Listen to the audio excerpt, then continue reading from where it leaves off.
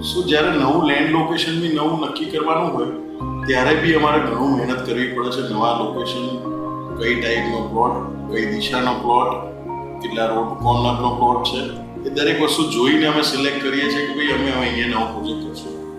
નવો પ્રોજેક્ટ ચાલુ કરતી વખતે આર્કિટેક્ટ જોડે જ્યારે બ્રીફ લેવા બેસીએ, so we use to think so much on customer needs, their own, the new demands, new area demand, એ બધી વસ્તુને જોઈને ધ્યાનમાં રાખીને અમે હંમેશા અમે પ્રોડક્ટની બ્રીફ તૈયાર કરીએ અને એના પછી બી આર્કિટેક્ટ અને બીજા કન્સલ્ટન્ટ જોડે બેસીને એ બધી વસ્તુ પ્રોપરલી કેટર થાય એની શ્યોર. સો કન્સ્ટ્રક્શન ઇન્ડસ્ટ્રીમાં આવ્યા પછી કોઈ દિવસ અમારી કંપનીનો ટાર્ગેટ એવો નહોતો કે ભાઈ અમે બહુ મોટા ડેવલપર કે બહુ મોટી કંપની થઈ જઈએ.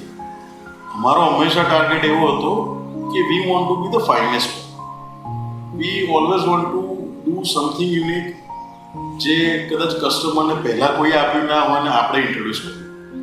અને એ જ કદાચ છે ને સેટિસ્ફેક્શન હોય છે કે જ્યારે ડેવલપર પોતાનો પ્રોજેક્ટ બતાવે અને કસ્ટમરની એટલા સ્ક્વેર ફીટમાં એક નવી નીડ ઊભી કરીને એને ડિલિવર કરે ત્યારે કદાચ એ કસ્ટમરને જેટલું સેટિસ્ફેક્શન મળતું હશે એ જ અમારા as a brand customer satisfaction.